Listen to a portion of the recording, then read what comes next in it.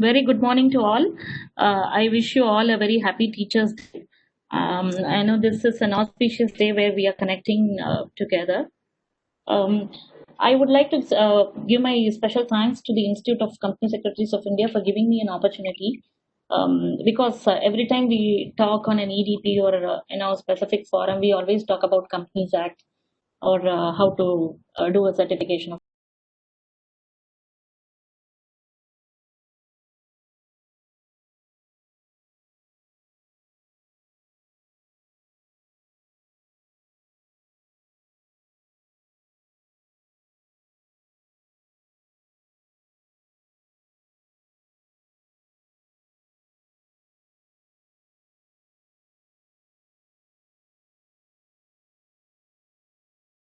a form, what is required as a practicing company secretary and all those things.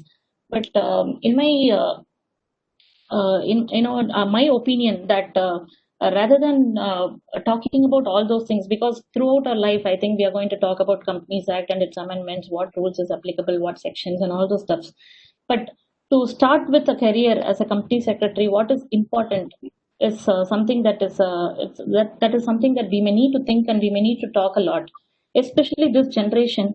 I would feel that such kind of moral platforms or topics will always help the younger generation to stay stronger and start their session or a professional career in a healthy way. So in that way, I'm really glad that today on this day I'm talking about such a wonderful topic, which is close to my heart always. So with this, I would like to just get into the topic. Is my presentation visible? Not yet, ma'am.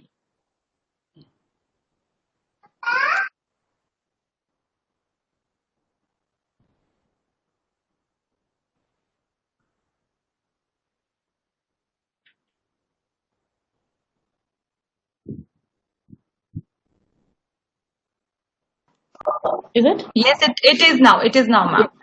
Yeah. So the topic is the professional skills for company secretary. So what is this about? If you see in the year 2002, when this computer generation started, more specifically, I'm talking on an MCA angle, when the Ministry of Corporate Affairs went into a complete automated and computerized handling of all the records and registers, there was an apprehension at that point in time that how this computer is going to replace a company secretary. Many even felt that the role of the company secretary is, something that's going to evade because of the automation of all filings, registers, maintenance, and MCA interaction and all. Before 2002, if you see, the scenario was very different. For anything and everything, you may need to go to the register of companies. You have to stand in queue. You will have to interact with the people there and do all such stuffs. So the role of a company secretary at that point in time was something that's very crucial. Like a doctor, like a lawyer, like the company secretary was also somebody who was becoming a kind of a platform between the ministry and the companies.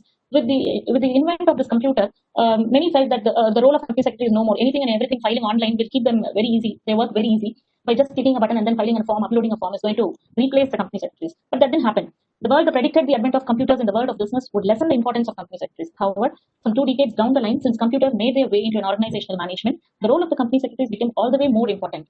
That not only that, it even the way the computerization happens and today's scenario, rather than I'm talking about somewhere in 2002 3 when we qualified as a company secretary, the scenario was totally different. How I was looked as a company secretary, what was my scope, what was my role as a company secretary was very limited. Many even said the company secretary is just like a personal secretary. We have to just maintain the dates of the board meeting. We'll have to see when the directors come, when the directors go. We may need to just minute. It was very simple. The work that's being given on us, or the profile that was stigma that was attached to us, was very different. But now, if you see, the role of a company secretary is going to be very much. It just has a host of additional skills that is just expected of a company secretary to do. And I'm sure this generation is really capable of handling all such assignments. In order to understand the skills that are needed by company secretary, first let us know what are the job roles, duties, responsibilities of such professionals. So, what is the job roles and responsibilities? The most important role of a company secretary is to keep the organization up and running up by looking into the day-to-day management of the organization. This would include implementing procedural systems, arranging meetings, and handling all correspondences that happens before and after the meetings, and more specifically, liaising with government authorities. So it might sound very simple, like what is that? We are going to just organize a meeting and then just take care of the meeting, the board meetings, how it will happen. Apart from what is mentioned in the company side, it might sound very simple, but that's not the case. Handling an assignment, just organizing a structured way of getting things done is something very important. That requires a special skill.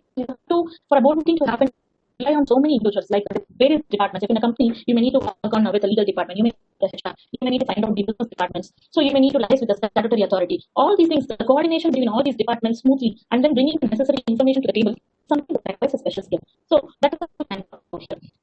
So all the ones we process and ensure that everything goes on. So a lot of patience, this needs a lot of responsibility, leadership quality. Not only that, you might have to dictate at certain point. You may need to bow down at certain point. You may need to be very submissive at certain places. So these are all a mixed emotions. You cannot just be a straight route to everyone, and you cannot get things done. So there are places where you may need to bow down and then straightforward talk, get informations, but at the same time act in the interest of the organization. So this role is really a platform between the management and the rest of the employees. So that's a very important role which build a good relationship. So in that way, we need to have a specific skill. So what are those skill sets? We are simply talking there is a professional skill required. There is a skill that's required. What is the skill that we are talking? The first skill is an effective communication. So without this communication, nothing that may be a CS profession or a CA profession or a law profession or even just a small role in your organization, unless and until you have an effective communication, you will not be able to achieve your end result. So there are a lot, when you do a communication, there are a lot, as I told you some time before, there are a lot of places where you may need to, if you, for example, you're going and talking to a government authority, you cannot talk law because they are the one who have drafted the law, they are the one who are implementing the process. I understand that many places as a professional, we will have an upper hand on the subject. We will have a better interpretation skill than them. But do you think that's going to work out when you go just talk to them on a straight way, saying that this is the law, this is the provision, how can you make a resubmission of the form? That's not possible. So there, your communication skill is very important. You may need to know what you have to communicate, how you have to put it. So that's going to be a very important skill. So you may need to talk to them in such a way that your work has to get over. At the same time, you have to be firm on your point. You may need to highlight them that think that you are in a better position to interpret the law, but at the same time, they should accept whatever you are trying to put on them. So in that situation, the communication is something that you have to specifically alter in such a voice. I think I'm getting a message that my voice is not clear. Shruti, can you help me? Is that better now? I'm trying to. What is effective communication? Good communication skills, thank you, or an absolute must in order to work efficiently with senior people in the organization. Since the job responsibilities of company secretaries often take them to work with senior external stakeholders, senior executives, CEOs, and others, it is necessary that these people possess high emotional intelligence, tact, and good negotiation skill. Good manners and the ability to maintain discretion and diplomacy, even when communicating through a written medium, is an absolute must.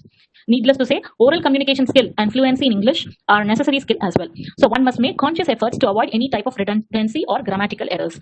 So this is how that maybe you talk to them or you write to them, especially in a written medium. Sometimes it happens so when you just SMS or text to your boss or to somebody, to an outsider or a stakeholder, or write a letter to them or an email, that could not have been an intent to be rude on them, but the way you write the email or send an SMS sounds to be very rude. So these are something that we are trying to rub them on the wrong side. So we should be very clear. We should ensure that the communication that we are trying to make there, the written, specifically the written mails or letters, specify what or communicate what you exactly thought of. So these are the places where the skill has to be developed. I have seen many during my course in the last 10 years, the last 2-3 years batches of trainees or employees. I have seen the kind of communication, because the kids nowadays have a very special talent. They are able to understand things very fast. They are able to communicate things better. But at the same time, I always found that there are little the communication skill that they might know and tell what they want to do, but they will not communicate as to how it has to be done. Sometimes it sounds rude. So as a senior, sometimes we feel why is that these people are having such arrogance. So this effective communication is something where you have to specifically concentrate. The next is the integrity. One must possess high moral value so that they are able to provide fearless guidance to the people in the organization who are in the decision-making positions. It will be fair to say that company secretary play a vital role in maintaining the organization's conscience. For this, it is important for an individual to possess high integrity and ensure that their actions are transparent and that they are accountable for the same. Under all circumstances, it is necessary for these people to be impartial. So here what I would suggest is this integrity is something that is required in any day and out process of our life. So not only on a professional skill. So it is a common skill that everybody should possess. But now today's our topic is restricting on the professional. This integrity is playing a very important role, especially in an organization. Apart from being in a practical side, an organization, this is something very important for the management to assess how are you behaving in a company also. So especially when it comes to a decision making, you have to be very fair and record as to what is best in the interest of the organization. Multitasking. So this is one important skill that in the given scenario on a today's circumstance, to be a successful professional, you should definitely have a multitasking ability. So the diverse job responsibilities of a company secretaries makes that it is clear that there will be times when a person in this role will have to perform more than one task simultaneously. Thus, effective multitasking skills are an absolute must for everyone who wants to pursue a career here. With a little bit of practice and some conscious efforts on our part, this is something that can be easily inculcated as a part of daily living. So here, what is a multitasking? Not that we are going to expect an extraordinary multitasking skill on you, but then when it comes to a job, you must first of all understand how that has to be handled. If a given point in time there is a time delegated to you, you must understand the importance of the work and the timeline given to you, and then do a multitasking. You should know how to react, how to do this work at the same time simultaneously do, because the world is so that it's all fast. Not the professionals have a heavy competition in this world, especially when you see when it comes to the practice side. A lot of professionals who are in competition with each other. At that time, you cannot simply say I have been doing this assignment and hence I'm not able to concentrate the other assignment. No, that's not possible. So the multitasking skill, once it is developed, it will really help you in your professional career, especially when it comes to practice. And there is a problem. And can current officer be an user friend? You have to be well acquainted with the legal procedures and jargons related to the Companies Act and see what is the implication on a particular assignment in terms of taxation or in terms of a legal perspective. You cannot say that because, for example, a company is going for a buyback. You cannot simply say, I know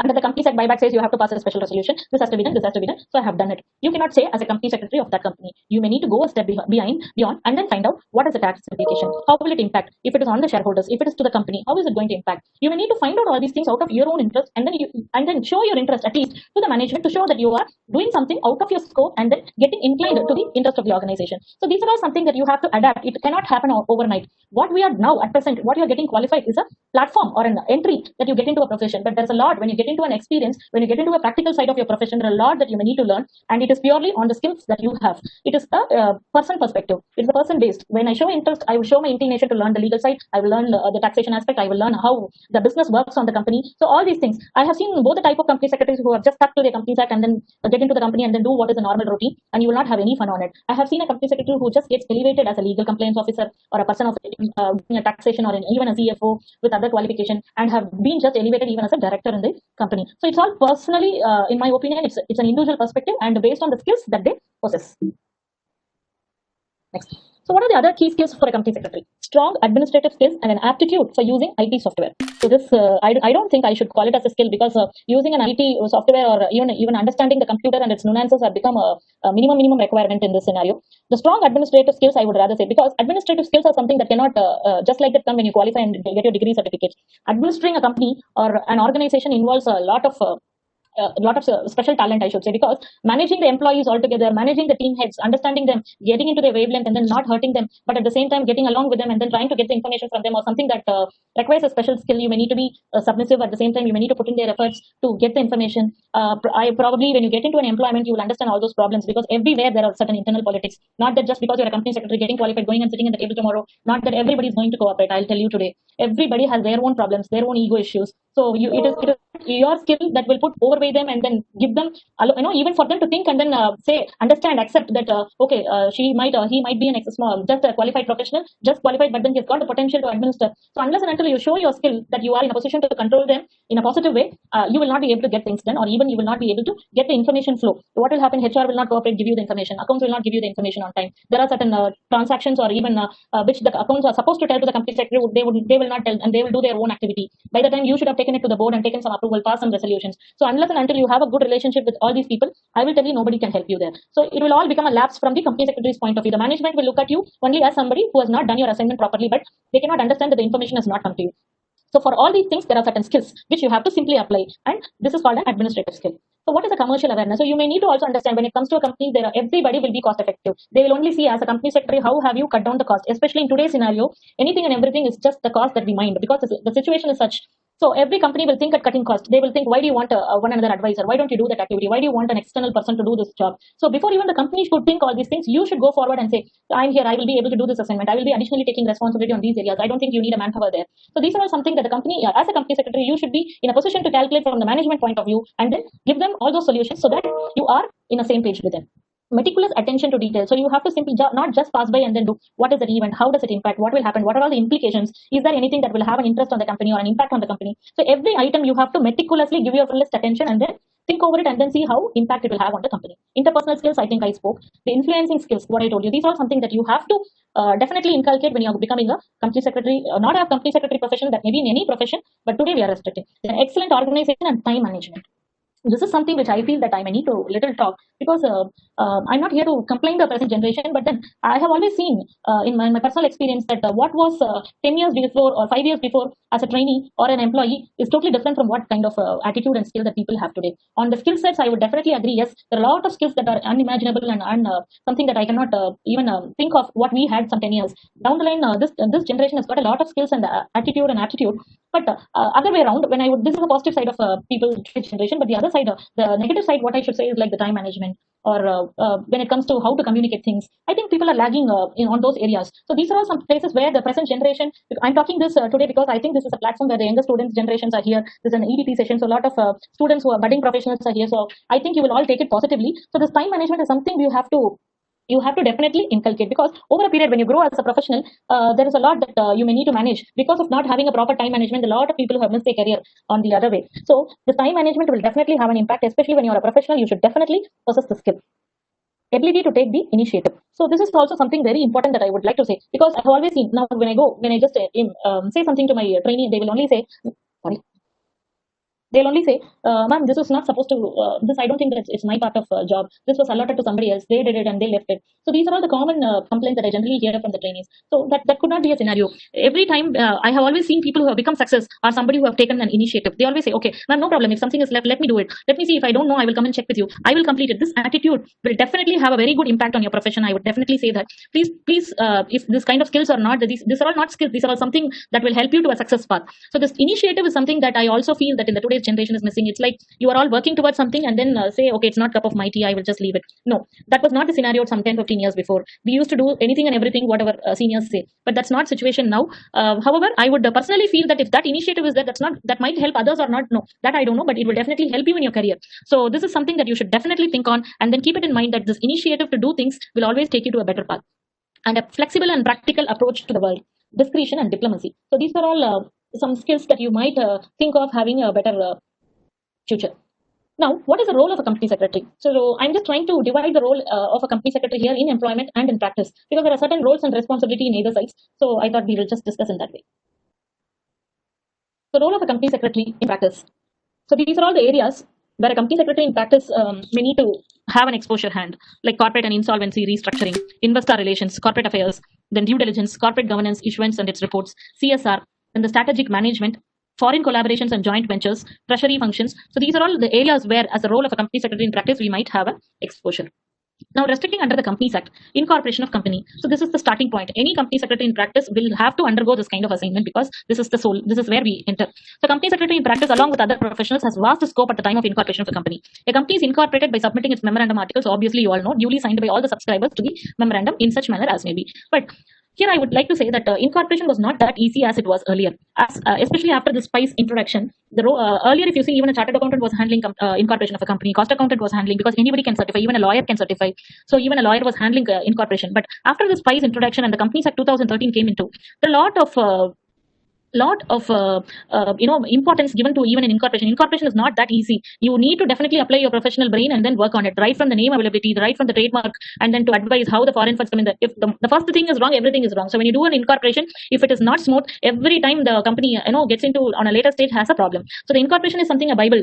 Those are the parent documents. So you have to definitely concentrate and then do an incorporation clean, the proper job. So incorporation is something that is becoming a very important and a Herculean task. Earlier we even used to give it to the trainees to just do an incorporation, but that's not the scenario now. It requires a lot of our intervention and then see how things are going on. So incorporation is something that's becoming a very good scope. Then the signing of annual return. Yes, as somebody has mentioned, MGT 7 and 8. So every company shall prepare a return in the prescribed form containing the particulars as they stood on the close of the financial year and signed by a director and company secretary, or where there is no company secretary, by a company secretary in practice. So this 1% small company, you all know it has to be signed by a director. Then listed company having a paid up capital and turnover should have a form certified by them called MGT 8. It is a certificate issued by the company secretary in practice as to the company has complied with all the requirements under the Companies Act. So this is one of the another scope of a company secretary in practice, where this certification of MGT 7 and the form MGT 8 is to be done. Now here MGT 8 is not just a certificate certificate just to be issued. But if you see the certificate and its format prescribed under the Act, it covers the entire compliance of the Companies Act full. If you see, it talks about the share transfer, it talks about allotment, it talks about the memorandum article change. It is kind of a mini secretarial audit that we may need to do. And the skills on I'm just talking all these signing of or handling of an assignment of a company secretary in the angle of the skill that we have to develop. So here we should always project ourselves or show that we are not going to certify just like that anything and everything that we have that's been given to us. If there is a certification done, you have to do a thorough job, do all checking meticulously, and then ensure the company is compliant. Tomorrow, as a company secretary in practice doing a certification, end of the day you are responsible. That may be under MC or that may be SEBI. Tomorrow the certificating authority is responsible for whatever it's being certified. So ensure that a proper and a thorough audit is done, and then issuance of certificate is made.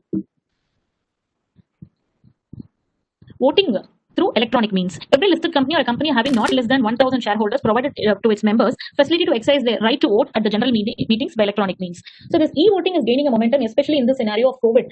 Even the MCA has, I hope you all would have gone through. MCA has issued a circular where even the AGMs can be held online through a video conferencing or a video audio visual mechanism. So, as a scrutinizer, your role as a scrutinizer, as the practicing company secretary here will be appointed as a scrutinizer who has to scrutinize the votes cast by the shareholders electronically. And in case of an e-voting procedure, otherwise in the non-COVID, the scrutinizer is supposed to scrutinize the votes cast electronically and by way of physical votes done at the time of the AGM. I'm supposed to, as a scrutinizer, I'm supposed to collate the data and then ensure that the results are given properly. So here, as a company secretary in practice, as a scrutinizer, you have to ensure that you are doing a fair job, the results are properly produced, and you maintain all the records and then ensure that the records are being handed over to the company properly. This is one of the major scope that's been introduced under the Companies Act 2013. Earlier, this concept was not there, and especially in this COVID situation, as I told you, every AGMs are held, and tomorrow, as a scrutinizer, you are responsible to see that the company has complied with the Companies Act requirement, the companies and the voting patterns, who has voted in favor, against. Tomorrow, any dispute between the shareholders, your report will play a very vital role. So ensure that the report that you are sharing is proper, authenticated, you have a back record, and you are not influenced. Then the report on the annual general meeting. So every listed public company shall prepare a report on each annual general meeting, including the confirmation to the effect that the meeting was convened, held, and conducted as per the provisions of the Act and the rules made in there. A copy of this report shall be filed with the registrar. Company secretary is authorized to sign the report of every annual general meeting, along with the two directors, one of whom shall be the managing director. If you read it is just a report, you might think that why is this report just spoke here? But that's not the case. If you see here, the importance. Yes, the importance here is that the MCA recognizes the company secretary in such a position that once he or she gives a report saying that yes, the company had conducted the meeting and this is what happened at the meeting, they take it authenticated, which means you are put, your designation as a company secretary in each of the companies on behalf of the government. The government is viewing you as their own officer, and then they are taking your words as final, and your reports or your certifications will matter a lot to them in their decision making. So, in such a scenario, when the authorities, because I know as an institute, the institute has lobbied so much, or everywhere the institute has impressed their importance of company secretaries in each and every forum, and each and every representation from the institute to the ministry had always inculcated that the role of a company secretary is vital. Company secretaries, unlike other professions, is not that they are going to be an officer of any other sort, but they are going to represent the company. They are going to ensure that the company is complying with all the applicable laws. So we are indirectly building a stronger environment and an economy boostage where you are ensuring that the company is all on the right track. They are just abiding by the laws, which will lead to a greater implication on the economy. So as a company secretary, your role is really important, and then you have to keep telling the management that you are doing things on the right track. For example, here I would like to say, as a company secretary, imagine your if as a company secretary your mindset is such that okay, you won't tell your management, sir, this complaints are all, it's okay, not a problem if you don't file it on time. We always have a 30 days extended time, or you always have a penalty structure where you can pay and then file it anytime. Don't file your balance sheet now, that's okay if you don't file it now. So if you give this kind of advice to the management will take it so leniently. They will think, okay, when the company secretary himself has told it, we will do a late filing, not a problem. But otherwise scenario, just imagine you as a company secretary going and telling them, sir, there is a deadline, it is something, a very important document that a government will look at it every year. The balance sheet is going to have a very good impact on the company when it is filed on time. You have to file it on time. On a worst case scenario, it can happen on an otherwise extended timelines, but as such, as a responsible citizen or a responsible company, you are supposed to file it on time. If this kind of scenario is given to a management, the management will respect you. The management will also take your words as important. They will also have a chance of rethinking their thought process, and then there are chances that they may file it on time. So it is purely your perception, how you take things, how you tell them, how you can make them work. So your skill there really works. You have a skill to convince them, you can really convince them and then bring them on track. So that's why your role is becoming a very vital role. Then compilation of status and research report for companies, banks and financial institutions. So not that just the government looks at you as their own officer, even the banks and financial institutions have recognized the company secretaries as one of the important personality whose certification has to be relied for their further transactions. So that may be of going ahead with a loan, or finding out the status of a company for whom the company is granted, the bank has granted major sanction of funds and all, because dealing with a bank's fund is something very important. It's a public fund. The public's hard-earned money is all put in the bank, and then based on your certificate, the banker is going to decide whether the future loans frauds can be given or the sanction limits can be increased or not. In that scenario, do you think that your wrong certification is going to have a loan granted to a person who is supposed to not to have been gone? So you are indirectly putting a threat on the economy as a whole. As a citizen, tomorrow your certificate, just you might think it is just a small certification where I'm accommodating a person. No, or your own client. You might be faithful to your client, but not your economy, but not your country. So there you have to always think this certification which I'm going to have, whom all does it impact? How does it impact the economy? How does it impact the country? How does it impact the government? So you think everything in all angles. You should always have a broader thought process and then think everywhere and then give your certification. In my opinion, the frauds cannot have happened unless and until a professional in each of the frauds had accommodated. So as a professional, that's why if you see even our honorable prime minister in many of the occasions have always spoken that professionals are somebody whom we are relying as a government. The professionals should act on our behalf, and you cannot go with the culprits and then help them in doing all these things. Otherwise, many frauds would not have happened here. Advising on legal and procedural matters under the act. So this is also one another important role that is expected of a company secretary. So you always educate them what is the legal implications or what are the procedures that has to be taken care. That might be a small secretarial standards or whatever it is. If you see our act, the company secretaries institute has come out with these secretarial standards and all. That might be sounding very simple, but tomorrow, for example, I will tell you one point in the secretarial standards. Minuting the page numbers in the minutes, you are supposed to write the serial numbers. When I even go to the audit, when I just pinpoint this saying that you have not a serial number in the minutes, that might sound very silly observation in an audit. I would like to say what is the impact it has got. For example, today I'm writing a minutes and then I'm getting it signed from the director and then placing it. Next 3 months I'm holding one another meeting. I wanted to defraud or I wanted to fraud the company there, and one of the director pushes the company secretary to include something in the minutes which has not happened, which discussion never happened. What I would say, in case the company secretary wanted to accommodate the director, one director, or in case the company secretary is being forced to do that there, what I would do, I will just go back and pass one resolution and then include it in the minutes, get it signed and put it. So this can happen. This can happen. Now, if you see the secretary standards, if it says that it has to be serially numbered, it could have already been numbered and it could have been signed there. So you even in a minute, if even you wanted to accommodate, there are possibilities that it cannot be done. So these are something, the small things will have some of the other reason otherwise. Not that the governments or any authorities just like that going to pass any law just for fun or for time pass. It's not that. Everything will have another impact. Not that the government has to come and tell you every time as to why they are doing this, for what implication it will have. If it is a law, if it is imposed, it is imposed. That's all. You have to do it. So in that angle, when the government has given some process, procedures, and note or a law passed, let's not think more on it. We have to, as a company secretary, we have to ensure that it is in the letter and spirit implemented. Next is the maintenance of secretarial records, statutory books, and registers. So this is one of the minimum to minimum expectation of a company secretary, but I always feel that many times this is not done. This is even missed. The basic records for many companies were not maintained at all.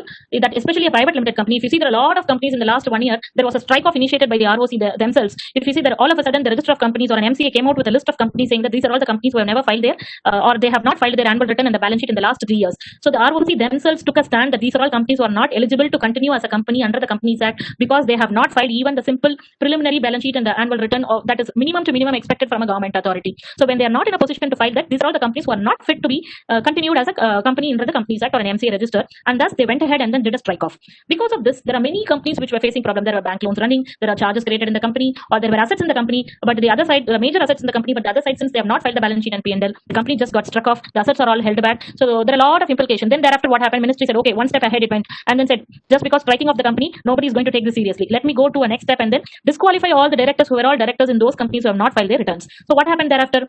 The directors of those companies were disqualified and they are not in a position to act as directors in any of the other companies. So this disqualification, when it hit, they had a serious impact. Everybody started running to the high courts and then they were trying to remove their disqualifications. They tried filing a stay petition against the government and then tried removing the disqualification because they all felt it as a prestige issue. So thus now, if you see the scenario, at least this happened in the last 2 years. But before that, the impact what it was earlier and now is drastically or immense, I should say, because now if I just go and tell as a company secretary to the company, that's okay, sir, we will do a late filing. Now the management tells us, no, sir, let's not take a chance because I might get disqualified and I cannot be a director in any company, or rather tomorrow my company can even be struck off. So let's not take a chance. Let's go and file the minimum requirement of balance sheet immediately with MCA. So this kind of attitude has now come. So it is all because of the stringent law that has been passed or the stringent steps that's been taken by the ministry in the recent past. But tell me one thing.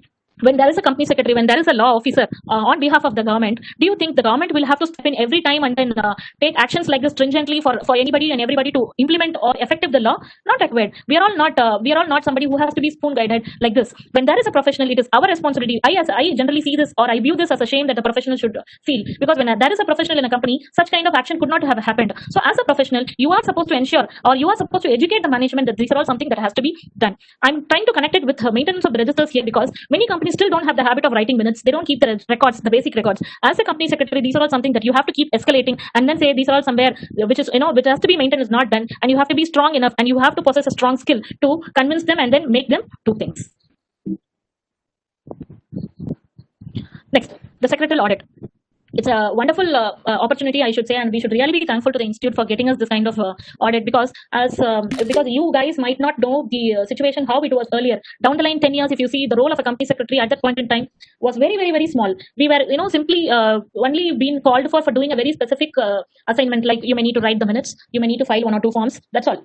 Thereafter, the scope of company secretaries was so much that the lot of immense opportunities that's coming ahead. So one such platform that's been given to a company secretary and we were kept equivalent to a statutory auditor is that the secretarial audit.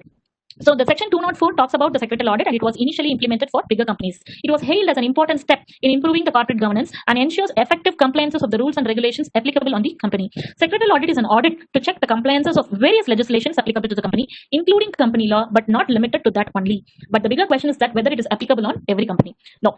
Here, I would like to say, even though the term here is called a secretarial audit, the scope is not that. It is actually the audit of all laws applicable to the company. So this is also one another scenario where you have to apply your skills, that which I was talking earlier. Many company secretaries see this as a secretarial audit and they restrict their scope only to the Companies Act and their compliances. But many I have seen, they have taken it as a different scope. They have just expanded the scope of getting into an audit of various other applicable law. For example, there is an aviation company, the civil aviation laws will be applicable. So I have seen many auditors who have just went ahead and then understood what is that law, how does it work, how does an aviation business works, and then what are all the laws applicable, what are all their compliances, what all they have done, what all something that they have not supposed to have done.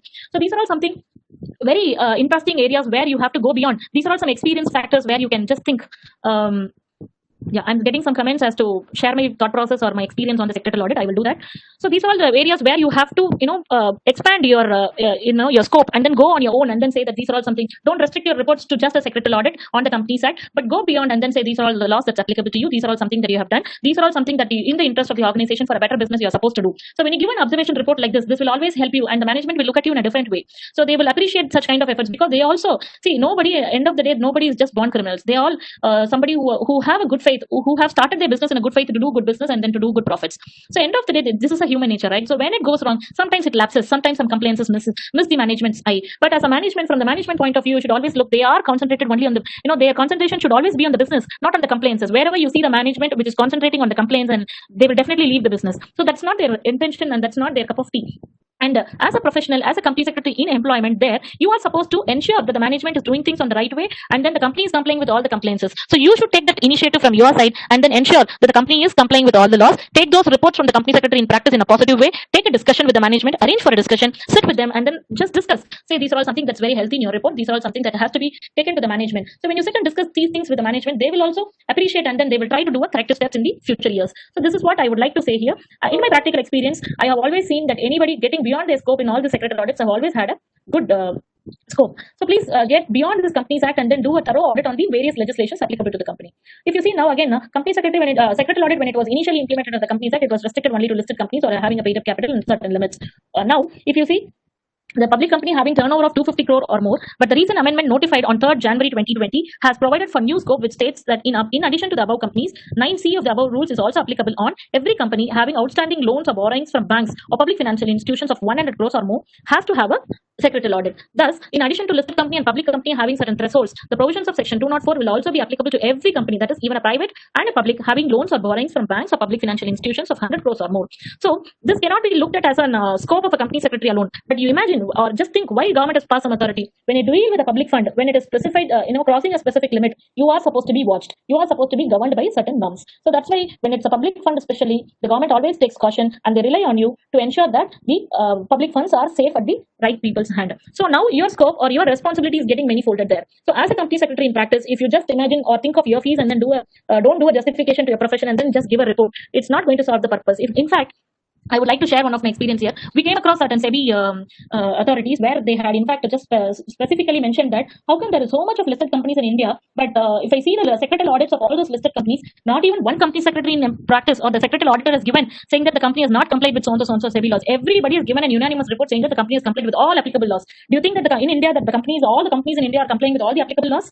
No, it's not the scenario. So that shows that the scope given to us is not utilized by us in a proper way. As a responsible citizen, as an justifiable company secretary in practice, that's because it's a wonderful scope that the institute has given. So in my opinion, you have to do a justification here and then ensure the frauds. Even if you see the frauds are even supposed to have been reported by the secretarial auditor. So the scope is widened. You as a secretarial auditor should take a stand, and then ensure that you are giving a fair report to the government.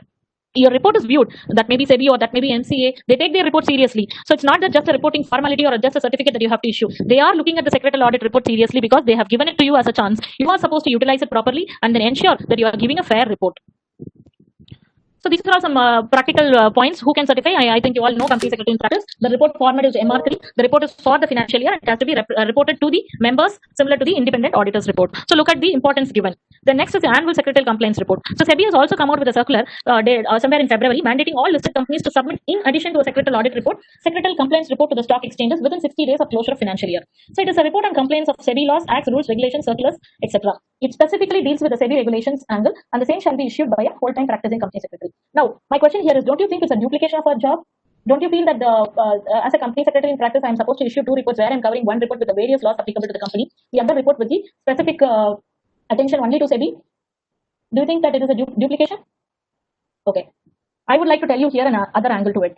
Yeah, because SEBI in fact has specifically mentioned that okay, you give her any kind of report that maybe you call it as a secretarial audit report to the Ministry of Corporate Affairs. I don't mind. When it comes to SEBI laws, I'm taking it very seriously. I want a special report from the company secretary in practice to be issued to the attention of SEBI, that a specific report saying that the SEBI laws are all complied by a listed company in letter and spirit.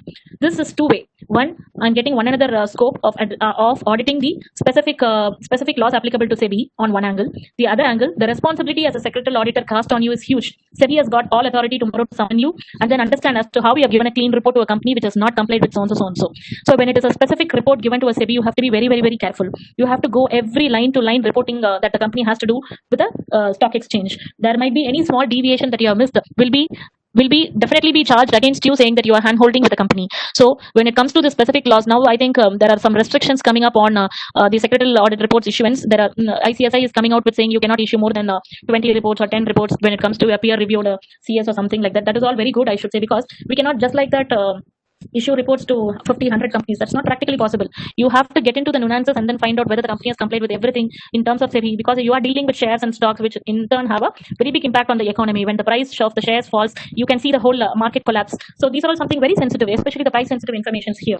So you have to deal with these reports very carefully and then ensure that you are doing a proper justification.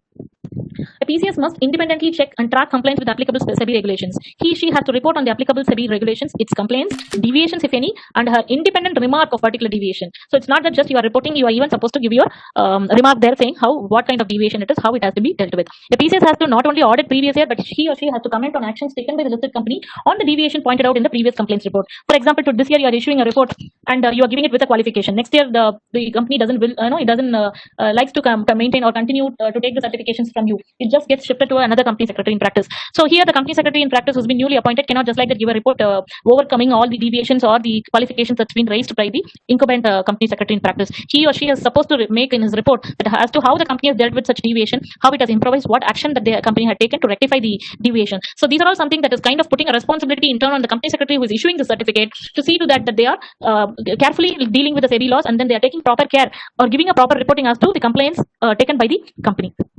So this might be an important or a very good scope of services as a company secretary we can talk, but the scope should be properly utilized. There might be chances that the government might revoke, because if you don't give a proper justification to the scope that's been given to you, there is no point. It's like if you see that there are many lobbies even done by the corporates. Look at the volume of the companies and the number of company secretaries in India. We are all just peanuts in terms of number of companies. In fact, if you can even, you will all know, companies are even not in a position to appoint a company secretary because there are no much of company secretaries available in the market. Given the scenario, especially now, there are a lot of freedoms for the corporates to go to approach the government and then give their grievances. There are many times in the many platforms or many programs that the corporates have always expressed their grief to the government of India that there are a lot of complaints under the Companies Act and they are not in a position to comply with all the complaints, and they feel that there are a lot of cost and time involved in all these complaints. The government is also looking at doing a lot of automation in all these forms, certifications and other procedures. Soon we will be coming out with all those procedures. I have been hearing from the government side friends of ours that soon that the certification services will go. The company has to self-certify and then say that they have complied on many angles. So given all these scenarios, the scope given to you as a company secretary here in the secretarial audit has to be justifiably used. Otherwise, there are based on the government or the ministry, corporate's lobby, this scope can even be taken if there is no proper justification if the government feels. So, audit on various intermediaries. So now our topic is apart from the Companies Act, where are all the acts or what are all the acts that the company secretaries are looked at? So under Regulation 55A of SEBI Depositories and Participants Regulation, a practicing company secretary is authorized to issue quarterly certificate with regard to reconciliation of the total capital issued, listed and capital held by depositories in dematerialized form. Here, this is something that you are supposed to issue as a company secretary under the Depositories Participant Regulation, where I'm supposed to tally the total number of physical shares available or total number of demat shares available with NSDL and CDSL. So it is a tally of the paid up issued and paid up capital in a dematerialized form, and what is the change that happened during the quarter, and if there is any in principle approval required, whether the company has taken this in principle approval from the stock exchanges. So this is a mini audit as to done on a quarterly basis by a PCS with the RTAs or where the company's intermediaries are maintaining their accounts and then reported to the stock exchange. So this is one amenity where you can, as a practicing company secretary, have a scope. The next is certification by a practicing company secretary. As we discussed earlier, certification of annual return in form MGT 8 under section 92 is one of the widest scope, I should say, because as I told, this annual report certification or the annual return certification is not just a certification of just 2 pages. It has got a n number of compliances. It's a mini secretarial audit where you have the thorough compliance structure of the Companies Act in total. That may be a share capital, that may be a allotment, that may be transfer of shares, that may be director induction or a resignation or a change in the management or a change in the objects or memorandum articles, whatever it may be. It is all reported during the year. Whatever has happened in the company is to be recorded in the form MGT 8. So this is one of the important certifications that's been given. So hence, proper care has to be taken to issue such kind of certificate. Issuance of secretarial audit report, we already spoke. Then issuance of secretarial audit report to material unlisted subsidiaries and LODR. This, I think, we discussed enough. The last certificate is a certification from SEBI stating that none of the directors on the board of the company have been debarred or disqualified from being appointed or continuing as directors of company by the board or by the Ministry of Corporate Affairs or such other authority under Schedule 5. This was implemented for some reason. I will tell that because if you see in the last 2-3 years, now this disqualification of directors, I explained you some time before, was prevalent. So many of the directors doesn't even know that they are disqualified by the ministry, and then even they continue to act as a director in many companies. So this happens so because for one company they would have become a director of that company, they would not have filed the return at all. Thereafter they had been continuing in some other companies and they were not least bothered about the other companies which have not filed the return. So what the government thought is, okay, in order to regularize all this non-compliances and non-filings, unless and until the directors are disqualified, they will not take this seriously, and then they did a massive exercise and then disqualified all those DINs which are associated with companies which have not filed their returns in the last 3 years. So once this is done, every director just went ahead and then cleaned up their records and then ensured either the company filed the returns or they tried exiting the company. Out of these 2 things, something happened. So in that scenario, what is happening is many companies, as I said, many directors doesn't even know that they are disqualified. So a step was taken that a company secretary in practice are supposed to give a certificate saying that all the directors of this company are qualified as on date of giving the report. So thus it started. So this is also one another avenue as a company secretary in practice to issue a certificate. But from the other angle, as a company secretary in employment, it is your duty to go and to do a test check always that which are all the companies in which my director is a director, and then keep telling them that, sir, these are all the companies where you are director. There are chances that you might get disqualified because these are all the companies in which you are a director has not filed the return. So these are all some value addition that you will make, even though it's not a job of yours. These are all some additional steps that you might have to take in the interest of the organization and in your own interest to ensure that your directors are not disqualified. Then, certification under Regulation 40 of SEBI LODR certifying that all certificates has been issued within 30 days from the date of lodgement of transfer or subdivision, consolidation, renewal, endorsement, or whatsoever. So this is one certificate that you record on the transfers. Now, after this demat compensation mode that's come in, this certificate is also gaining a momentum because as and when the transfer happens, certain companies would not have dematted. So transfer itself cannot happen unless and until the entities are dematted as per the new regulation. So you as a company secretary in practice have to ensure that this company is complying with all the regulations of 40. So, what happens here is that you have to ensure that the certification, the transfers are all done within the due date, and then you give a report to the company stating that these are all something that you have to look into. Then, conduct of internal audit of operations of the depository participants registered with NSDL and CDSL under the bylaws issued by NSDL CDSL. Not many companies, company secretaries in practice take this scope, but I would say it's an excellent scope where, as an internal auditor of a a depository participant, you may need to give a report on a half-yearly basis to NSDL and CDSL saying that their activities are all done. So, depository participants, their scope and their nature of works is totally different. They work in a platform where I think I'm getting a lot of questions. Probably I'll take some last 10 minutes to answer all your questions. The scope of internal auditor in terms of NSD and CDSL is very different. You may need to understand the whole of the business. Unless and until you understand the business, you will not be able to get into the audit and then do the audit, because the kind of questionnaire that's been put by NSD and CDSL on various nuances of your audit report is very different. So you have to understand the business in total to give such a report. That's why many of the company secretaries in practice do not venture into. But then when you venture it, it's a very wonderful scope, I would say. So these are all something that as a budding professionals you have to initially concentrate. Anything and everything that the client come to you and ask for doing a service, you should be in a position to say yes, I'm ready to take this assignment. So don't think that only the Companies Act will always help you. Many other laws which others don't like to venture is where you have to venture and then mark your success. Then the certification and regulation 76 of Depositories Regulation Act for reconciliation of share capital audit. I would like to say here that I'm going to give my presentation to the institute. You can always take it from them. Need not worry about it, because I'm getting some comments as to sharing my presentation. The Regulation 76 of SEBI Depositories Participant Regulation talks about the reconciliation, which we spoke sometime before. Then acting as compliance auditor under third-party certification audit scheme amendment 2018 in the state of Haryana. This is specifically restricted to the Haryana state. So there is a provision called to act as a compliance auditor to give a certification to a third party stating that this company has complied with all the applicable provisions of this law. Then the diligence reporting for banks in case of multiple banking consortium lending arrangements in terms of circular issued by RBI. So not that just the NCA looks at you, the RBI even looks at you as an authority where you have to do a proper justification by giving your report, because based on this, in terms of a consortium loan, so your report has always been taken very seriously. That's where the banks decides whether to lend further or not. So ensure that your reporting there is all proper. Then the conduct of internal audit of stockbrokers, like the depository participants, the stockbrokers are also supposed to undergo an internal audit every half year. So that is also one another scope that as a practicing company secretary that you can venture. Then issuance of certificate in case of Indian company accepting investment from a foreign investor, thereby confirming compliances of FEMA. So this is one another FEMA certification that you can do. Is that whenever the foreign funds gets into India, you are supposed to, when it's an allotment to a foreign shareholder, instead I would say this, a foreign investor, you are supposed to do the filings with RBI within 30 days from the time you allot your shares. So this along with this form FCGPR or a certificate from a practicing company secretary has to be given, stating that the company has received the funds on time, the company has allotted it on time, and the allotment is all done to the same person from whom the money has come, and the company has complied with the Companies Act, the company has filed the pass 3, the company has done the requirement under the Companies Act if it's a rights issue, and the proper valuation of shares has been made, and the money received from the foreign investor is nothing less if it had been given to an Indian investor. So these are all something that you are certifying as a company secretary here in terms of FEMA certification. So these are something that's a very important certificate that the government is looking at, and then allowing a foreign investment to happen into India. So just like that, giving a certificate tomorrow have a very bad impact on the economy.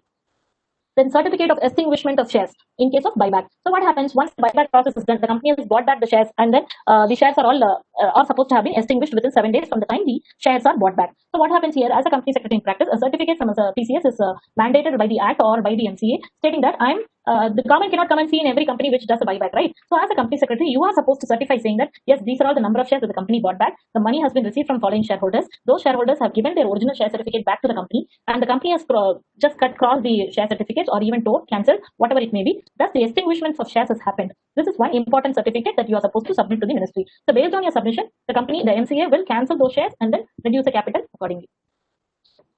Next. One another important skill, advisory skills by a PCS. So this is one other topic gaining momentum. So what is your advisory skill? So far, whatever we spoke is all going to be a process procedure, was all a kind of process procedural skill that we were talking. Like it's all many of them were in the rule book. You don't have much of your thought process to get into. Like if it's a buyback, if it's a certification, if it's a secretarial audit, whatever it is, it's all defined.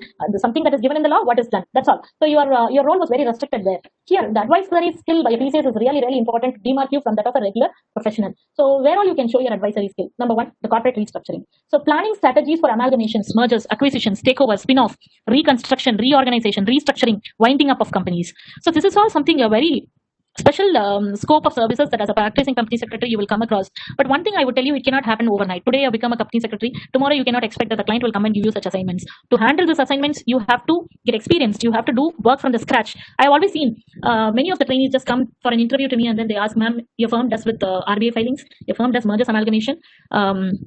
Something that the trainee used to come and ask us.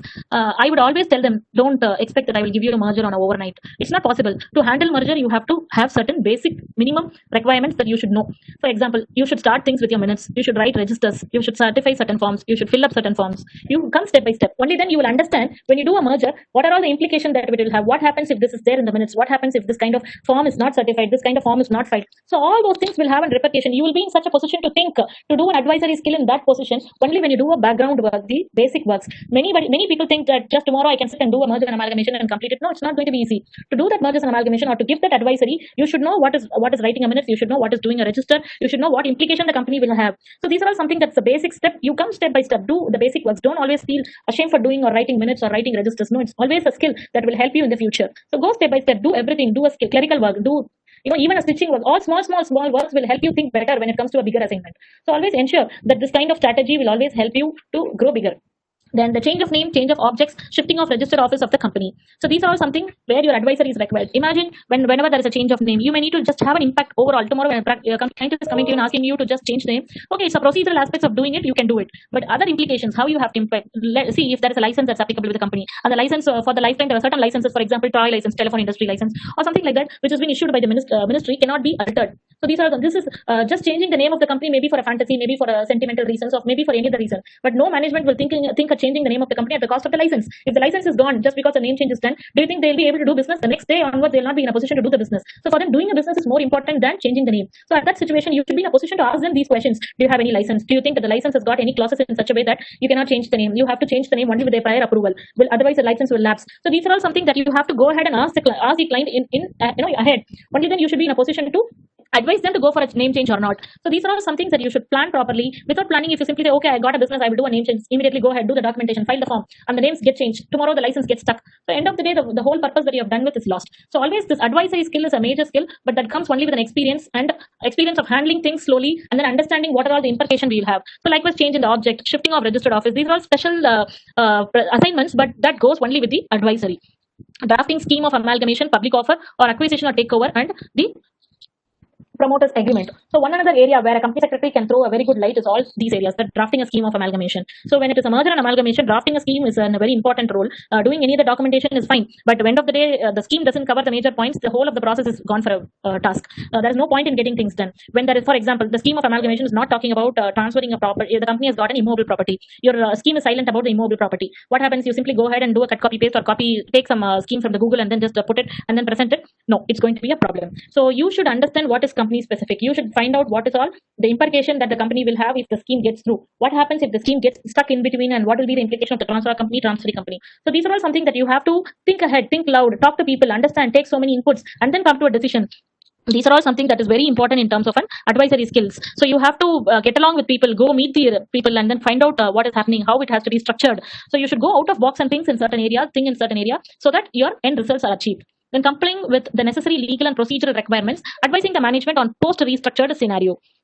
So, as I said, you have to forecast what could be the problems that will happen. For example, a tax implication or something that says, for example, the company would have got into an agreement with some authority saying that they will not change the shareholding pattern at all. For example, the company is planning for a merger. So, what will happen after the merger happens? The transferee company is supposed to allot shares to the shareholders of the transferor company. Here, what will happen? By virtue of this merger, there will be some shareholding change. By virtue of this merger, the number of shares or the new number of shareholders, the new shareholders will get into the company.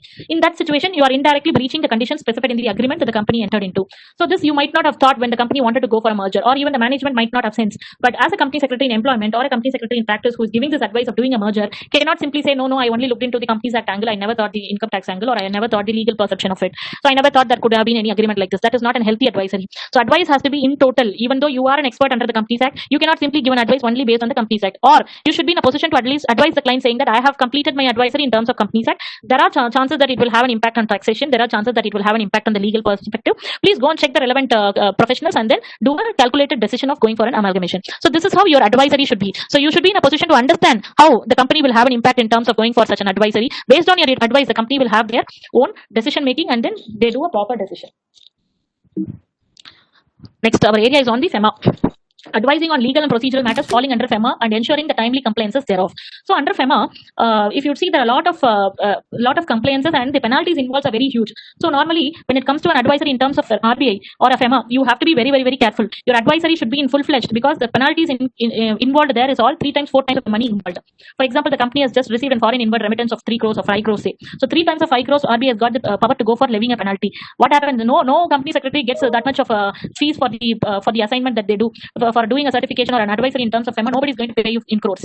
So the calculated risk that you take there, the calculated, in comparison to the charges that you receive or compared to the decision that you take or an advisory that you give, what kind of impact the company will have? What are the repercussions? What is it the RBI? How RBI will look at it? Will RBI go for next compounding or issue any memorandum against the company? So you have to see all those things and then do a proper decision or an advisory. So just like that, doing an advice in terms of okay, filing a form FIR, say okay, I'll do it. That cannot be your attitude.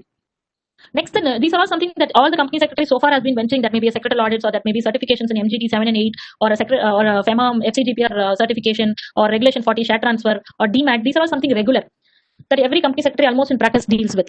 Now, the new areas are the Competition Act and the Consumer Protection Act. These are all some gray area where the company secretaries do not have a larger interest. I should say, not that we can't do or we don't do, but it is that I have always seen the company secretaries do not show interest in certain areas. But there are many other laws apart from the Companies Act and the FEMA, many laws that has recognized company secretaries also to act as an intermediary, to act as a certifying authority and give a certificate, and they value the certificate as well. So you have to explore the other areas. Under the Competition Consumer Protection Act, you can appear as an authorized representative before the Competition Commission or a tribunal and a consumer forum. How many of us does it? We don't do that exercise. We might think that it's all waste of time, or we might even think that it's all the lawyer's scope. No, it's not like that. Every act is whichever act is recognized to the company secretaries to appear before such tribunals. In my opinion, you should take it as a pride and then take all such assignments and then do.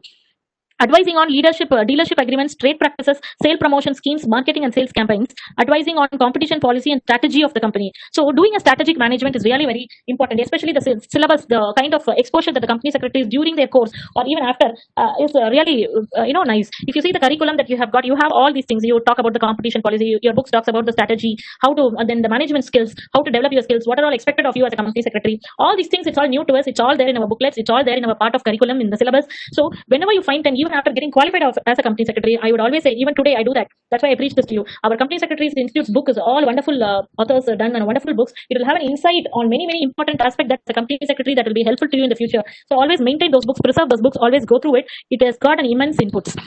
So coming to the topic, advising on the company's competition policy and strategy of the company. So this requires a special skill, I will tell you. It's not just an advisory. Here you have to understand what is the business of your company. You have to understand who your competitor is, what is the kind of policy that they have, how they acquire business, what all they do to be in competition with you. So what is that you would like to improve? What is the strategy that your management wants to do? These are all something that as a company secretary restricts. Please don't restrict you to a Companies Act angle and then say I will write minutes, I will write registers, and then my scope is done. Don't do that. Please, these are all a very good opportunity. You can strategically maintain or even advise a policy where the company will just the management can have an insight on their business, and it will help them to do a better business policy, I would say.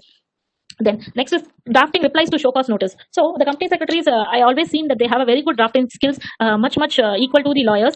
So you are competent enough to even draft a reply to the show cause notices issued by the respective authorities. Here in terms of Competition or Consumer Protection Act, even a company secretary has been authorized to reply and present themselves before the regulatory authority to the reply to the show cause notices given by them. Then arranging and advising on industrial licensing, foreign collaborations, joint ventures, setting up of subsidiaries in India and abroad, memorandum of undertaking, promoters agreement and shareholders agreement, commercial agreements. So these are all the other areas where you can lay your hand as a company secretary. So when there is a foreign collaboration, it's all not a cumbersome process. So as a company secretary, you know the Indian laws. You know when a foreigner comes into an Indian law, what are all the process procedures that he has to do here. When it comes to a foreign party collaboration, you should equally understand what is their law, what is their process procedure, and then implement it equally. So these are all something and wonderful opportunity that you have to work on.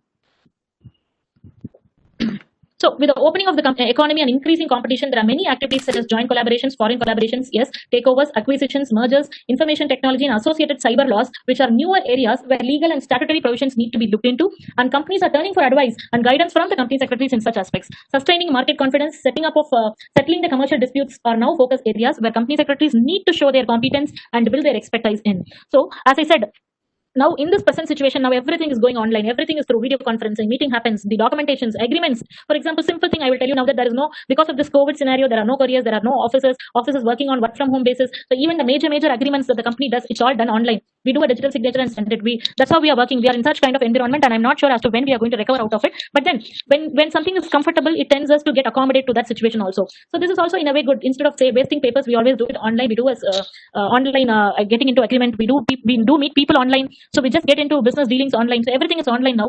With this increased online exposure, there are a lot of cyber crimes that might happen. There are a lot of information technology related problems that we might face. So these are all something that you have to look at as a new area of doing your business. Like there are certain audits, cyber audit you have information technology. So you might get into a lot of other issues in terms of all these things. So please, these are all the avenues for you to tune in and then advise and then give you a proper reporting to the company. So please ensure that you are getting into a different field of business altogether. Next is the representation. So apart from the advisory skills, what are the other services or the other skills that is looked up as a company secretary in practice is the representation services. The 432 of the Companies Act 2013 dealing with the right to legal representation envisages that an applicant or an appellant may either appear in person or authorize one or more chartered accountants or company secretaries or cost accountants or legal practitioner or any officer to present his or his case before the tribunal or the appellate tribunal as the case may be. Like I said, the secretarial audit is one of the boom given under the Companies Act 2013 to the company secretaries. This legal representation authorizing the company secretaries to appear before the tribunals is one another massive steps, I should say. And we should be really thankful to the government for giving such a wonderful opportunity to us, because we are no less to our profession like to an equivalent professional like a chartered accountant or a lawyer. The advocates has been enjoying a democratic way of appearing before the courts, tribunals, everywhere. When it comes to appearance, it's always the lawyers who have always done that. With all due respects to them, yes, lawyers are always in a better position when it comes to drafting or when it comes to representations before the authority. But we have been at par kept with the lawyers. We are only happy to say that we are also joining hands with those legal professionals, and then we are also being recognized as one of the other legal professionals who can appear before the tribunal and then make our representations on behalf of the company. Many times, if you see, the tribunal mostly deals with the Companies Act and its related activities. So why not the company secretary be the better person, because he is on top of the Companies Act? That maybe any other act, the lawyers are always on top of it. When it comes to the Companies Act, as a company secretary, we are always on the top of it. We do draft the schemes, we do draft the representations, we do lot of we do pass resolutions, everything. And when it comes to a dispute, we will be in a better position to tell them that this is how it happened, this is how under this act, this is the provision, and hence the resolution is put it in such a way. And the act says that it doesn't require a special resolution, and hence I have not done. So these are all the places where a company secretary will have a thorough knowledge, and he will be in a position to better explain to the tribunal. This gave thought process, and then thus the company secretary in practice were given opportunity to appear before the tribunal. And now accordingly we have started doing a lot of representation services, including the services of appearing before the tribunal for all mergers, amalgamations, etc. What is our scope in terms of compromise and arrangement?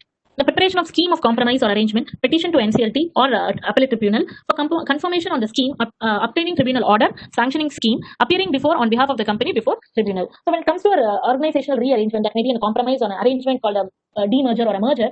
So right from the beginning, like drafting the scheme until the representation services, getting the order from the tribunal and filing it with the ROC and getting this implementation of this demergers, until then it's all the scope of the company secretary. So these are all some areas where we should always show interest. Winding up. Similarly, preparation and submission of petitions of winding up before the tribunal. Submission to the court will appoint a liquidator, and you are supposed to coordinate with the liquidator, assist the liquidator in their proceeding, and even sometimes you are acting as an official liquidator under winding up, that especially under the IBC laws. So that is one step ahead, and the act has even recognized under IBC, a company secretary can become, or an IBC professional who might have who is a person who has an experience of more than 10 years in terms of CS or a law graduate or a chartered accountant, can be qualified as an insolvency professional after writing his exams and clearing his exams. Such insolvency professional can act as an official liquidator itself, and he will be like an official liquidator. He will act as a backbone to the ministry, and then ensure that during the winding up process, the company has disposed all its assets properly. The assets are valued. The assets are given to the money realized out of those assets are properly shared between the shareholders, and whatever is the statutory dues, the company is supposed to settle it to the statutory authorities. So don't you think it's a very important or a very critical position that the company secretary is holding? You are dealing with somebody's assets. Somebody has given the entire responsibility of closing the company and then identifying the assets available in the company, and all the directors are coming to a standstill. They don't get their authority is all plugged in. Once a liquidator steps into the company, he will be the sole management. He knows how to manage the entire process. He manages in the right spirit, in the letter and spirit that's been provided. He is supposed to act and then ensure that the distribution of assets are properly done. Next is on the reduction of capital. It is a normal certification and then representation services. However, under the head representation of services, these are all the avenues where you can imagine going for a representation before the authority. So member of NCLT. One last step I would like to say is that a practicing company secretary can be appointed as a technical member of NCLT if he has 15 years of working experience as a secretary in full-time practice. So, as a practicing company secretary, if I get qualified for 15 years in my career, I even have an opportunity to become a technical member of an NCLT, because why this 15 years is given? In this 15 years, I would have come across so many events, so many documentation, so many process procedures. So by the time I get into try to complete this 15 years, my experience has become manifold. As a technical member, I'm supposed to review the technicalities involved in a scheme. If it's a reduction, I should not just see whether the documentations are done properly. No, it's not the role of a technical member. Technical member is supposed to get into the technicality. He should understand why this merger is done. Are they doing it for avoidance of tax? Are they planning for tax? So avoidance of tax is not allowed. If you're tax planning, then it's fine. You can always plan your tax. You cannot try to evade law and then persuade not to pay your taxes. So these are all something that a technical member has to think and then pass his decision. So his role is really very crucial. We should be glad that we are recognized as one of the person whose experience is counted for becoming as a technical member. As I said earlier, under the Telecom Regulatory Authority of India, it authorizes the company secretary to present his or its case before the appellate tribunal. As per the explanation appended to the section, company secretary means a company secretary defined under Section 2 of the Act, and who has obtained a certificate of practice. So these are all something that's avenue available for a company secretary in practice. So even the TRI Act recognizes a company secretary to appear before them and then to give their submissions. So this is also one another important avenue. Then the SEBI Act.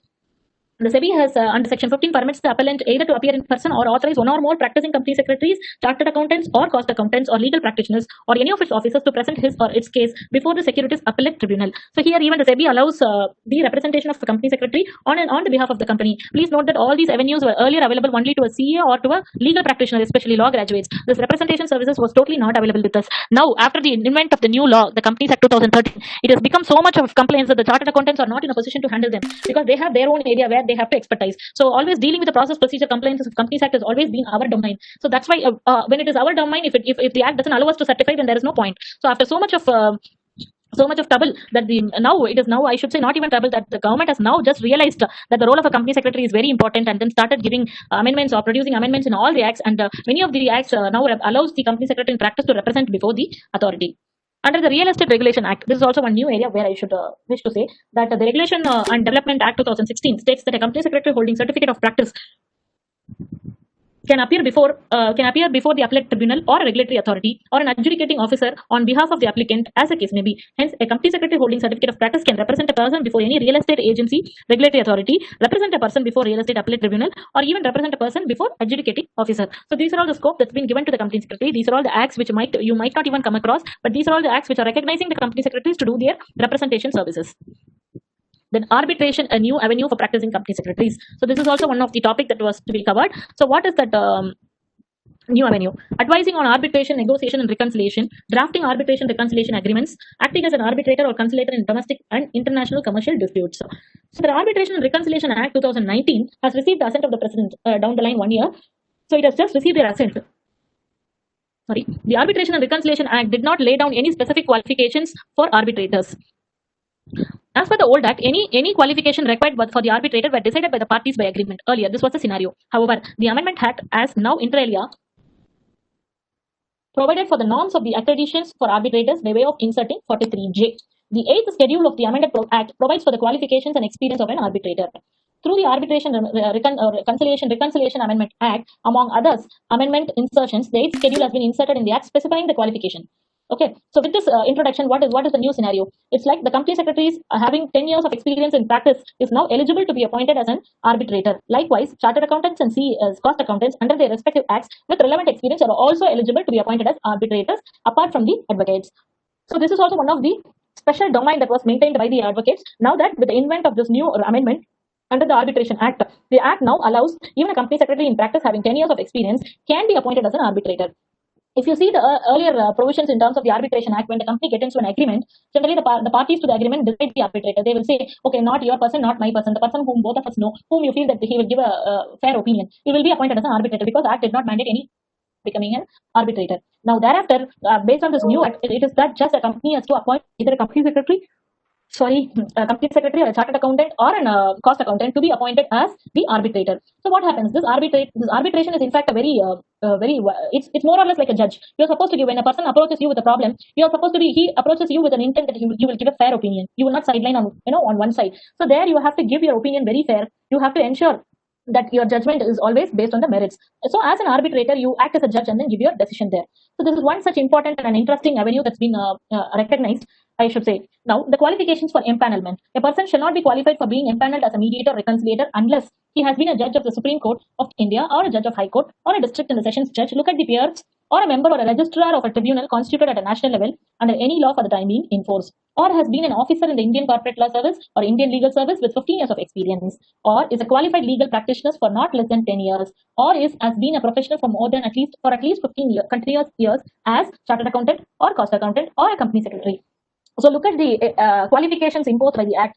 It has kept a company secretary in par with the retired judge of a Supreme Court, retired judge of a High Court, or a district or a sessions judge, or a registrar of a tribunal. So these are all something a high level category where you cannot even imagine that these are all some bigger influences. In such scenario, this Act has recognized a company secretary in practice for more than 15 years will have a potential is that of a Supreme Court judge. So this is something a very prestigious scope that's been given to us. So many company secretaries in practice do not venture this area, but then it's very important. You for that you may need to understand the problem, you may need to understand the law, you may need to understand the business, because the problem could have been anywhere. It could be based on the business, it could be based on the implementation of law, whatsoever. So you have to get into the problem, get into do a lot of investigation, and then give your response. It's just not a secretarial audit where you can issue a report. It is not going to be like that. It is a very important aspects. Who can act as an arbitration or alternate dispute resolution professionals? The Arbitration Reconciliation Act 2019 and Section 442 of the Companies Act talks on the ADR mechanism, has opened the gateway of professional opportunities for the members of Institute of Company Secretaries of India or a chartered accountant or a cost accountancy institute in the ADR mechanism. 442 authorizes central government to maintain a panel of experts to be called as a mediation panel for mediation between the parties during pendency of any proceedings before the regional director, central government or tribunal or appellate authority. Apart from advocates, the professionals such as company secretaries, CA, CWA, with a diversified knowledge, experience, independent, balanced approach, are ideally placed to act as arbitrators, mediators, and reconciliators to settle the disputes through alternate dispute resolution mechanism. You should also think one more point here. I think the government is planning at bringing in many of the, because we always talk from the time I had been hearing about the judiciary in my school days or whatsoever. Now even that I'm a lawyer, I know that we always have one sentence against the judiciary, that the cases doesn't get solved that easily. The cases run for years. It is because of the huge pendency before each and every court. It is nothing to do with the judge or nothing to do with the advocates, but it is just out of their own. It's their problem that the cases keep registering on a daily basis. There are a lot of problems between the company, between the family. There are a lot of misunderstandings. Many approaches courts very quickly. Even if you see media, you can understand for small things, for nothing they go to court, they file a case, they just to say that the case is pending, and then they leave comfortably. So when the situation has become such that many people have become finicky and then they keep filing cases, then how do you think the judiciary, even the judiciary is led by human beings? You cannot just like that handle cases and then say yes, no, decided, passed, ordered, rejected. You cannot do that. You are dealing with the life of a people. So you have to be very careful. You have to understand the problem. You have to go through the process. You have to give a principle of natural justice to each party. You have to hear them out, then come to a conclusion. In that scenario, how do you think the future is going to be? It's like if you always rely on the court, it's not possible. That's why the government is parallelly trying to bring in one other mechanism or call this alternate dispute resolution mechanism. The name itself explains it's an alternate dispute. So it's acting as an alternate platform wherein you don't approach court for all these items. Just come to the dispute mechanism redressal program where the key parties will be heard, the orders will be given. To do this process, the company secretaries are now authorized. The company secretary is the most felicitous and the professionals. The recent amendments in the statutes and favorable view held by the judiciary suggest that there are immense opportunities available to the dispute resolution mechanism professionals. At the same time, the challenges for the ADR professionals is to strengthen and augment their knowledge, savvy, and competences in arbitration, mediation, and conciliation, and help in channelizing the economic resources in more productive, pragmatic, and useful purposes, and place themselves as interdisciplinary experts in the global realm. In view of this, company secretaries are the most apt professionals to render the services as an ADR professional. Company secretaries are the resolute professionals having unequaled competence in providing business advisory services. So here our competence has been evaluated, and then we are definitely a step above, because I would not wish to compare with any other professions here, but then I can just tell one thing, that we are no less. We have the legal point of view, we have the interpretation skill, we know how to get into the depthness of a case, we know how to represent before courts, whatnot. Then when we can do all the legal services, when we can vet the documents, when we can vet agreements, when we can draft agreements, when we do everything, it's that you cannot just like that evaluate ourselves. The company secretary professionals here are no less, and then they have all competency to be the professional of dispute resolution mechanism. We are like a judge here. We are in a position to evaluate the problem, give a solution to the problem, and give a better advisory services. They are provided exhaustive exposure by the ICSI through compulsory coachings, examinations, rigorous trainings, and continuing professional development programs, and is governed by the code of conduct containing in the company's secretaries act. So sometimes as a student you might think, why this EDP, why the silly headings, silly topics that's happening, but no, these are all something that the other professional students do not get. These are all some opportunities where you can interact, where you can provoke your thought process. So you at the budding stage itself, there are certain ideas that you have to inculcate in your mind. You should always think what you should do next in the next 10 years, what I should be. So these are all something that you have to plan as a professional. You're not doing a regular BCom BSc services or a course here. When you have decided to be a professional, you have to start behaving like a professional. You should inculcate such skills which are required to act as a professional, to think and then behave. Your mannerism in each and everything has to keep changing. When you have decided to be a professional, you should know how to sit, how to dress, you should know how to talk, where to communicate, what, everything. You are no more a student, you are no more a regular person, you are a professional. That should always be there in your head. But that doesn't mean you have to. I hope you understand what I'm trying to say. In the head means you should always carry yourselves in a better way, so that you are in a position to advise others. That's what I'm trying to say here. And see, you are given an opportunity of becoming a judge or acting as a judge. So that becoming a judge or acting as a judge or even producing judgments requires some set of skills which you have to inculcate from the beginning. Now, owing to diversified academic and practical exposure, the company secretaries are highly specialized in offering professional services in the area of area, including but not limited to the following. So let's see what are all those. Rightly appreciating the commercial environment of conflicts, the company secretaries can provide effective services as mediators, conciliators, arbiters in a cost-effective manner. I always seen in my personal experience that company secretaries are always a cost-effective professionals. We don't charge that much, but we have immense exposure. We know how to deal. We are a one-point solution for everything. Not just to boast about the company secretaryship just that because we studied it, not that, but then the course, the kind of quality that's been given to us, the kind of exposure that's been given to us is really something that you will understand what I'm talking when you come to your exposure side or an experience point of view. Then the area professionals are expected to have proficiency in trade and commerce, including domestic, cross-border, finance, accounting, valuation, taxation, including domestic and cross-border corporate restructuring, commercial corporate laws.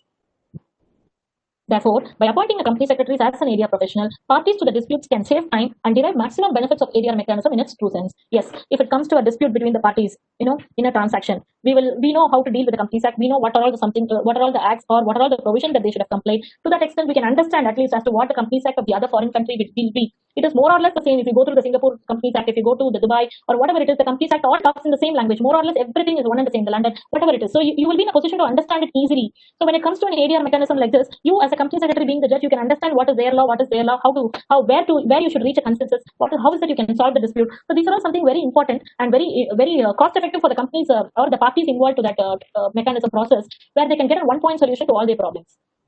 Under Section 26 of Arbitration Act, an arbitrator has been accorded powers to appoint one or more experts to report it on these specific issues. Therefore, company secretary can be even appointed as an arbitrator during the arbitration proceedings to give their expert viewpoint. So, not that only becoming an arbitrator. Apart from that, you also have a facility of joining the arbitration proceedings as an expert. You can give your opinion, expertise, advice there on expertise opinion on a particular verdict.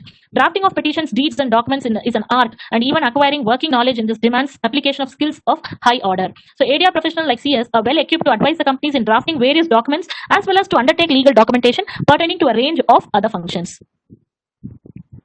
Next, role of a practicing company secretary. So let us just talk as a company secretary in practice. What is our other roles in terms of ADR? The company secretaries not only possess corporate and legal expertise, but due to their very nature of the profession, please understand, due to the very nature of the profession, their knowledge is far superior in respect of commercial understandings. They have an edge in the sense that they understand the underlying commercial transaction or the legal framework in an effective manner. There is ample opportunity for a PCS under ADR mechanism. They can act as a mediator, arbitrator, reconciliator, negotiator in business and commercial disputes. So when you understand the law or when you understand the nuances of a business, when you understand where it could have gone wrong, you'll be in a position to easily give a justification or to give a solution then and there, which is what is expected. See, there are many situations where the company get into a foreign collaboration or a joint venture.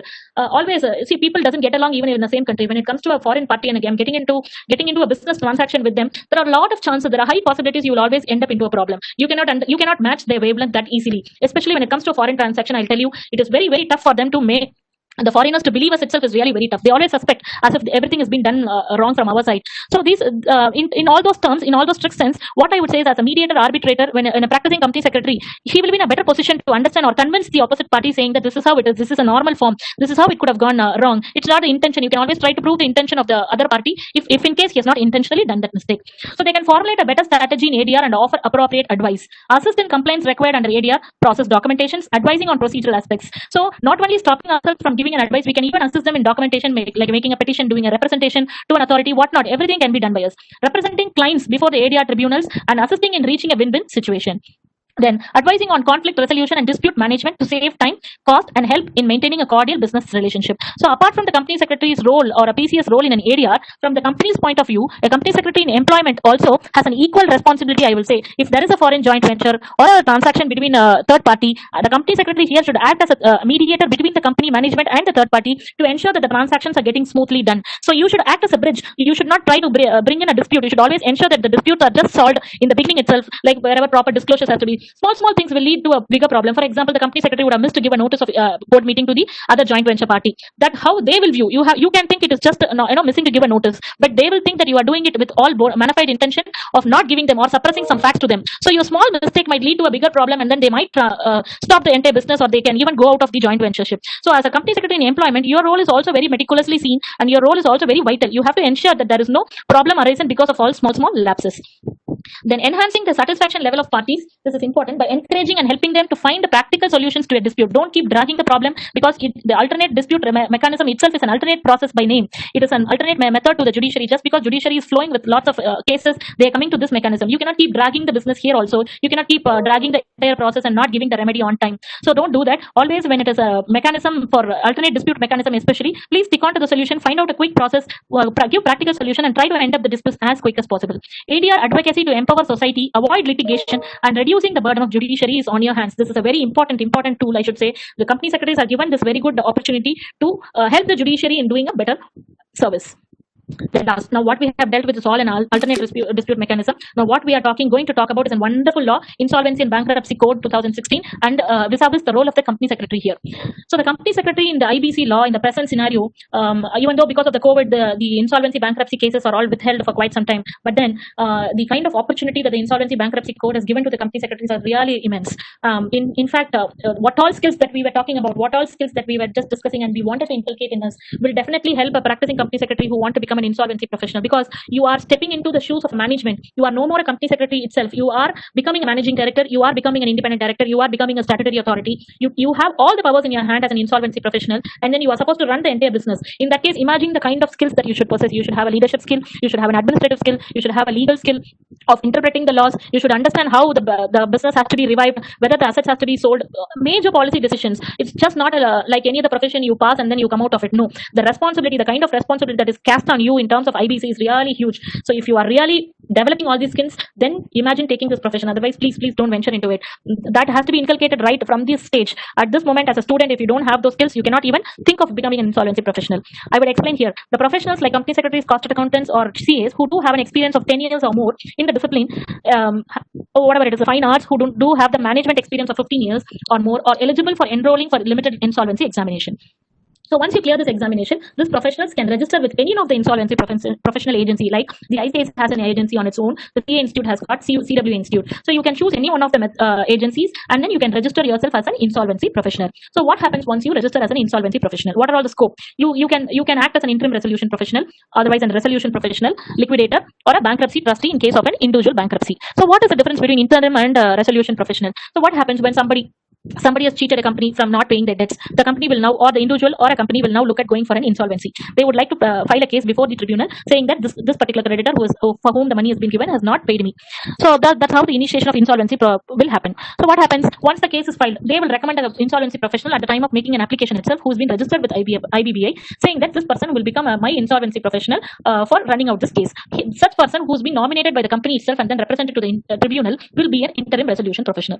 So what happens? The case is filed. The company is coming under the CARP process. No, from the time the companies come under the CARP process, the management gets dissolved. Meaning, this interim resolution professional will get every authority as a management. No more managing director, no more directors of the company, no more share, nobody. The entire control will be cast on the interim resolution professional. Literally, from the next day, he has to enter the office. The office or the premises of the company has to be under the entire custody of the interim resolution professional. He should say no board meetings will be held, no financials will be filed without the approval of the interim resolution professional. Meaning, literally, I'm running the entire show.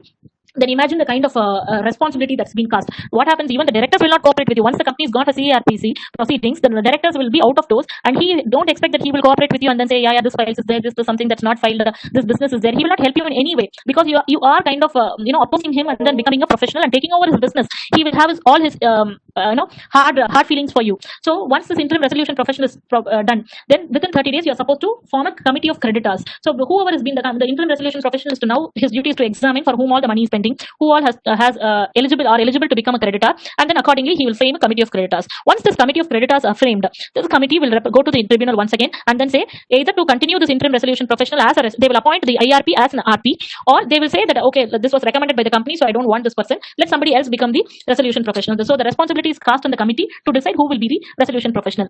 Thus, once up to the COC, I will be called as has given such an one. So also in another process in my account, so this is something, the special skill that I would require in terms of becoming an insolvency professional. Nonetheless, the advocacy skill. You must know how to file a memorandum, because here nobody is going to help you. You are a resolution professional. You are the management. You have to take a decisions on whether you should approach NCLT, whether you should pay him, not to pay him, anything and everything. So you should know how to approach a tribunal where decision he is presenting and an advocate representing a case. develop in terms of representation. Knowledge of development of law and background will be helpful. You should understand why this law is brought. Without understanding the relevance as to why this law is made, you cannot simply go by the section and then rule. You cannot do a better argument. Do not argue with the judge. Explain with the reason. Focus on winning war, not battles. So cooperate with the opposite counsel or representative. Always give him a due respect. Call him the learned friend. So these all, if you go to the court, you will always you can always see how advocates represent similar kind of cases. So always take it. For him, it will be very easy. Recognition given to them is as a KMP. They are the key managerial personnel who is responsible for the efficient administration of the company, particularly with regard to ensuring compliances with statute and provide guidance to chairman about all these things. These are procedural. But then there is a major implementation. There is a major the paid up capital limits has been increased from 5 crores to 10 crores for appointment of a compulsory company, a full-time company secretary in employment. This sounds to be a negative side of appointment, but then for me, I would always look at it in a positive way. To this at this point, the definition of company secretary we all know. However, what I would like to wish to emphasize here is the company secretary is also a compliance officer of the company under various other laws. So you are complying or KYC being the current buzzword because of this GR3 KYC, even the UDIN that's come in. So a lot of procedural requirements that keep changing. Always keep updated, and then whether it is applicable to your company or not, always ensure that it's all done. Ensure demat of shares of your company. So because it's all becoming mandatory, please ensure if you are a public company, please ensure all your shares are getting dematted. As a company secretary, it's all your responsibility to ensure that your company is complied with all these things. SBO, one other perspective. Check your independent directors. Now that there are a lot of amendments about the company, independent directors, they qualify. However, this is far from the truth. There is a lot involved in a secretary's job. He or she needs to be knowledgeable on legal matters within the company as well as take charge of key financial and governance concerns. This is why some people who aspire for this profession attend a company secretary. A lot of other outstanding secretaries. Yeah. Stick on to the Companies Act. You can always stick on, and your role will be very safe. Yes, definitely. There are many scopes. Even as a merchant banker, Is there any positions and the additional portfolios, the role will be very. See, as a ma'am questions? So thank you. opportunity and a wonderful topic. Thank you so much for all your patience listening. Thank you.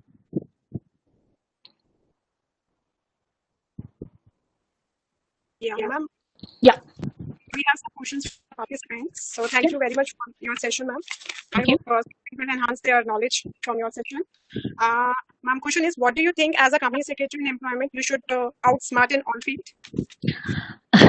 See, as a company secretary in employment, it is definitely an individual perception. If you want to stick on to the Companies Act, you can always stick on, and your role will be very safe, comfortable. But as a company secretary in employment, I would always wish the younger generation takes additional portfolios voluntarily, and then go ahead and say that they do legal, that they do other accounting perspective, involve themselves into the management decisions, and they will definitely excel. And ma'am, one more question is there. Is there any for CS in investment banking and merchant banking? Yes, definitely. There are many scopes. Even as a merchant banker, there are many company secretaries who are working along with the merchant bankers because it's all again dealing with the SEBI laws. As the merchant banker rely on many of the certificates issued by company secretaries. So it's all hand in hand. The merchant bankers and the company secretaries in practice on many areas work together. So there are a lot of scopes there as well. Ma'am, do you think passing the examination will qualify you as a professional? Definitely not. It is just an entrance. You are only taking an entry ticket, but the rest is all in your hands. What today the topic that's been given, that's why I've been keeping on insisting. That's a wonderful topic because many individuals I have seen that once they qualify as a company secretary, they just think that it is all just over. No, not at all. You have just qualified a degree certificate. It's a certificate just in your hand. If you don't develop all the skills and you don't expertise yourselves on a particular area, you identify yourselves, you feel your legal is going to be your domain, please do that. If it's an intellectual property or a GST or an insolvency, please select a specific career and then specialize there. If you don't do that, just qualifying is no more valid. And ma'am, one more question is there. What is your opinion on the role as CS? The role as a CS, in my opinion, rather than talking about remuneration or job satisfaction or the professional or a skill development, apart from all these things, to me as a law-abiding citizen or somebody who feels that they want to do something to the country in turn, as a patriotic person, I would always say that this company secretary's position is really, really very important because you are certifying many things, you are coming across many scenarios, you are coming across many frauds, you know what is happening in the company. Always be a whistleblower. Please do something really very sensitive. Always try to be vigilant. Try to stop something which is going to affect the economy as a whole. So don't be a part of it. So beyond thinking yourself as a company professional, please think that you are a responsible government authority and the government has appointed you on its behalf to do certain tasks. Please do that with that sincerity. That's my opinion about being a role of a company secretary. Thank you, ma'am. One question. Do you know the most important skill that is required for this generation students? Time management. See, that's the first skill. Once that skill is there, the rest of the skill will automatically flow. When you are on time to a job, you will always start thinking, okay, I've already come here anyway, let me work. You will not have work, then you will try to see, okay, if there is some work, let me go and ask them. So obviously it will put you on track. So time management, in my opinion, is the best skill that you have to develop. And is how to inculcate a professional behavior as a student and how to develop a passion towards it. As a student, yeah, very good question. Because as a student, it is something that we always heard from our elders that what is to be mentored on you in a very beginning stage can never be mentored at a later point in time. So as a student, always you are always excused of doing mistakes. You are always excused of, because you are in a learning stage. Please do a lot of mistakes, but then please correct yourselves. The lot that you may need to undergo, please talk to the go to your seniors. Always talk to them, interact with them, take some initiatives, do something on your own. Please, all these things will really help you. Just sitting in one corner as a trainee and then just passing this 15 months and then coming out and then saying that you have completed the training is not going to help you. At your training period, you're always at the liberty to go and ask them. You can always do extended job. You don't mind the time, don't mind the money, you don't think of anything. At this point in time, you try to inculcate best possible skills at the cost of being a trainee. They do a lot of mistakes, but learn positively. There is one more question. Can CS get GST audit? As far as the recent notifications, the CS is also authorized there. But this is a newer scope. Many have not ventured because of the cumbersome process. But I think we'll also get a lot of scope there. My question is, as a PCS, what special skill you should specially inculcate?